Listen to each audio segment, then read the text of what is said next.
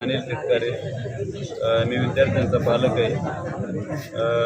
आज 14 दिवस झाले आमची लेकरं इथं अन्न पाणी सोडून बसलेली आहे।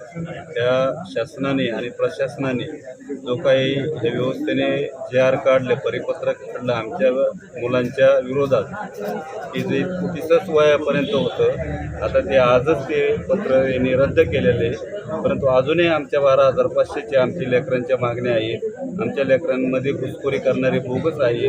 आमच्या लेकरांच्या अधिसंख्येमध्ये जागा बळकावणारे लोक आहेत। तर अशा असंख्य प्रश्न आमच्या लेकरांच्या पुढे आहेत। जसं का डोंगर आबाळच फाटलेले आमच्या पुढं, परंतु हे शासन आणि प्रशासन आणि हे राजकीय नेते आमच्या समाजाकडे अजूनपर्यंत लक्ष देत नाही, आम्हाला दिसतच नाही आहेत। आमच्या भागामध्ये जर आपण गेला आणि आपण जर विचारलं तुमचं आमदार कोण आहे, तर एखाद्या व्यक्तीला सांगता बी येणार नाही का आमच्या पट्ट्यामध्ये आमदार कोण आहे। एवढ्या पद्धतीने स्वातंत्र्याच्या काळात आमचा विकास आहे। आज हे आमची लेकरं एवढं लांबून आम्ही भीमाशंकरच्या पट्ट्यातून इथं पाठवलेली आहेत।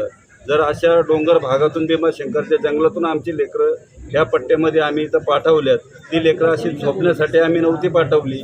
हे आम्हाला कधीच इच्छा नव्हती की आमची लेकरं इथं येऊन झोपतील, परंतु हे व्यवस्थेने आज आमची लेकरं आडवी करायला लावलेली आहेत। त्याचं दुःख आम्हाला नेहमी सदैव आमच्या मनामध्ये हृदयामध्ये राहून गेलेलं आहे का आजपर्यंत ही व्यवस्था काय आहे आणि कशी आहे आणि आदिवासींचा बळी कसा घेतला जातो। तिकडे सर्प चावून आमच्या मुली मेल्या, आज आमची लेकरं इथं झोपवल्यात आणि खेडेगावामध्ये तर कुठं मरून पडतात याचा अजून विषय पण यांच्याकडे नाही। आमचे कातकरी समाजातल्या लोकांकडे अजून कुठल्याही प्रकारचे ना आधार कार्ड नाही, यांच्या कुठल्या फॅसिलिट्या नाही, यांचं कुठल्या प्रकारचं राशन कार्ड। मग एवढ्या परिस्थितीमध्ये हे जग आज चंद्रावर चाललंय, मंगळावर चाललंय, पण ह्या देशातला आदिवासी मात्र आज जमिनीच्या कुशीमध्येच निजलेला आहे। आणि हे या सरकारने बघावं आणि आमच्या समाजाला पूर्णत्व हे न्याय द्यावा। आमचे 25 आमदार आहेत, 4 खासदार आहेत, परंतु आमचा बघावा तसा विकास अजूनपर्यंत आम्हाला कुठं दिसलाच नाही, तो अजून जन्माला आलाच नाही। स्वातंत्र्याच्या 80 वर्षात